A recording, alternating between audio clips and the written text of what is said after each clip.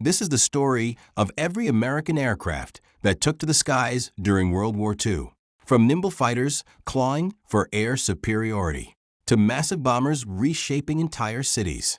From humble transports carrying hope across oceans, to experimental drones that hinted at the future of warfare. Each aircraft had a purpose, each played a role, and some changed history forever. This is the story of America's war in the air. Fighters and Interceptors. Curtiss P-40 Warhawk. The P-40 formed the backbone of the Army Air Forces in the war's early years. Lockheed P-38 Lightning. With its unmistakable twin-boom design, the P-38 was built for distance and destruction. It was the only American fighter produced continuously from Pearl Harbor to VJ Day, a long-range predator unmatched in the Pacific. Republic P-35. An important stepping stone. Though quickly outdated, it helped prepare American pilots for the high-performance fighters that would follow. Vought F-4U Corsair. Feared for the scream of its diving attack. The Whistling Death. Fast, powerful, and iconic, the Corsair dominated the skies over the Pacific and became a legend of carrier aviation. Republic P-47 Thunderbolt. Nicknamed the Jug. Massive, fast, and nearly indestructible, the P-47 became one of the most devastating ground attack aircraft of the war. A flying hammer smashing enemy supply lines. Seversky P-35. An innovative pre-war design that helped transition the Army Air Force into the modern age, even if its service life was short. Republic P-43 Lancer. An interim high-altitude fighter that filled a critical gap early in the war. Many found their way to China, where they held the line until more capable aircraft arrived. Northrop P-61 Black Widow. America's first purpose-built night fighter. Large, powerful, and radar-equipped, the Black Widow hunted enemy aircraft in darkness, turning night into no safe refuge. Bell P-39 Airacobra. The P-39 Airacobra was unlike anything else in the sky. Its unusual car-style doors and mid-mounted, engine-raised eyebrows, but its true power lay in its nose. Devastating 37mm cannon firing directly through the propeller hub, while it struggled at high altitude. Soviet pilots mastered it at low level, turning the Airacobra into a lethal weapon on the Eastern Front. North American P-51 Mustang. With the Rolls-Royce Merlin engine installed, the Mustang became arguably the finest piston engine fighter of the war. Its long range allowed bombers to reach deep into Germany and forced the Luftwaffe into a battle it could not win. Boeing P-26 Peashooter. A relic of another era. The P-26 was America's last fighter with an open cockpit and fixed landing gear. Obsolete by 1941, it nevertheless fought bravely in the desperate defense of the Philippines, a symbol of courage against overwhelming odds. Brewster F-2A Buffalo. The Navy's first monoplane fighter. Bulky, underpowered, and outclassed by the Zero in the Pacific. Yet, in Finnish hands, the Buffalo found redemption, achieving stunning success against Soviet aircraft in northern skies. Lockheed P-322 Lightning. A simplified export version intended for Britain and France, the P-322 was never delivered overseas after France fell, and instead quietly entered U.S. service. Grumman F-6F Hellcat. Designed with one goal, destroy the Zero.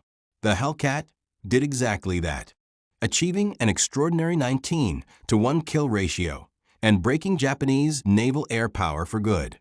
Grumman F-4F Wildcat. Slow, heavy, and outmatched on paper, yet astonishingly tough. The Wildcat absorbed punishment that would destroy other fighters, holding the line in the dark early days of the Pacific War. Curtiss P-36 Hawk. An early step into modern fighter design.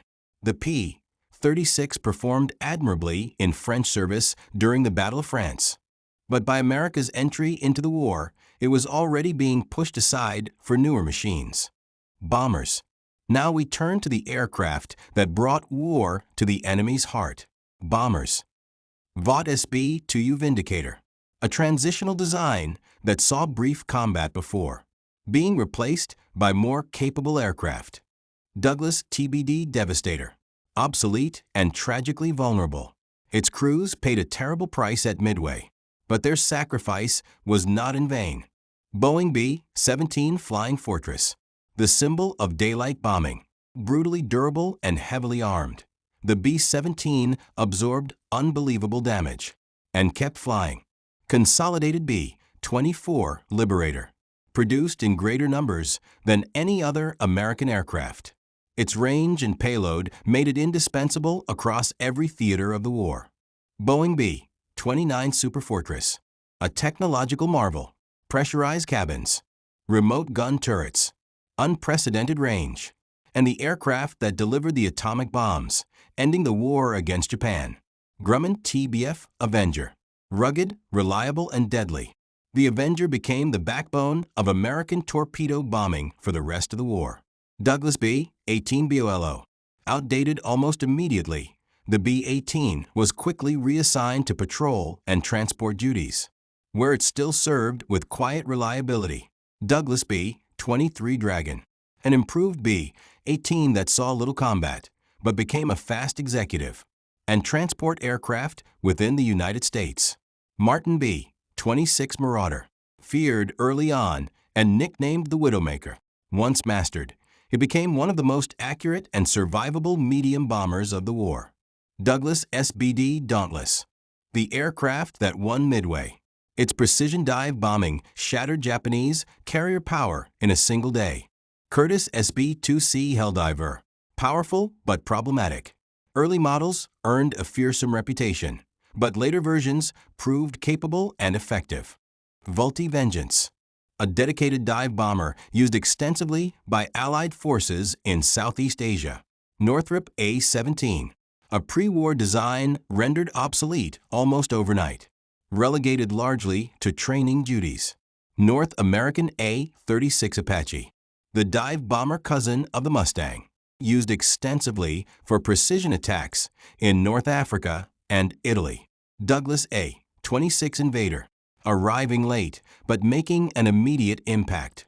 Fast, heavily armed, and versatile, the Invader would continue serving long after World War II ended. North American B-25 Mitchell, forever linked to the Doolittle raid. Versatile and tough, the B-25 excelled in everything from level bombing to deadly low-level strafing attacks. Douglas A-24 Banshee, the Army version of the Navy's Dauntless.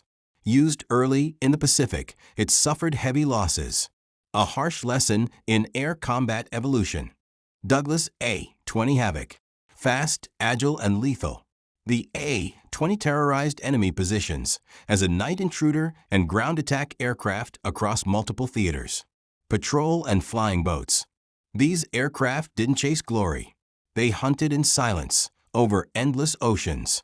Boeing 314 Clipper, originally a luxury flying boat, the Clipper was pressed into wartime service. It carried critical personnel and cargo across oceans when no other aircraft could. Consolidated PBY Catalina, slow, unglamorous, indispensable. The Catalina patrolled vast stretches of ocean, hunted submarines, and rescued downed airmen, often landing in open seas under enemy fire. Consolidated PB-2Y Coronado, a massive four-engine flying boat used primarily as a long-range Pacific transport, moving vital cargo and personnel between distant island bases. Consolidated PB-4Y2 Privateer, a naval evolution of the B-24, redesigned for maritime patrol. Its long range made it a deadly submarine hunter late in the war. Grumman J-2F Duck, reliable and versatile. The Duck served in rescue, patrol, and utility roles, often pulling pilots from the sea. Grumman J-4F Widgeon, a compact amphibian used mainly for light transport and coastal patrol duties. Grumman JRF Goose, larger and more capable than the Widgeon, the Goose became a workhorse. Utility aircraft for military and Coast Guard operations. Naval Aircraft Factory N3N, nicknamed the Yellow Peril. This bright trainer taught thousands of naval aviators the fundamentals of flight, transports, and utility. Wars aren't won without logistics. These aircraft moved the war itself. Beechcraft C-45 Expediter, a fast, reliable light transport used for liaison and personnel movement.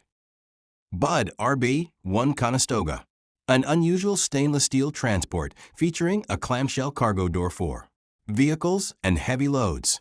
Cessna C-165 Airmaster, a civilian aircraft pressed into early wartime. Service for liaison and transport duties. Consolidated C-87 Liberator Express, a transport conversion of the B-24, vital for long-range logistics across oceans. Lockheed Vega, a fast, elegant single-engine transport used for communications and liaison. Stinson Reliant, used for light transport, ambulance missions, and even coastal patrol. Curtiss C-46 Commando, the largest twin-engine transport of the war. It was essential for flying supplies over the Himalayas, the deadly hump. Douglas C-47 Skitran, the backbone of Allied logistics. It dropped paratroopers on D-Day, hauled supplies everywhere, and never failed when it mattered. Douglas C-32, an early impressed airliner adapted for transport use. Douglas C-53 Skytrooper, a troop-focused variant of the C-47, optimized for airborne operations. Together, these aircraft formed the greatest air armada the world had ever seen, and reshaped warfare forever.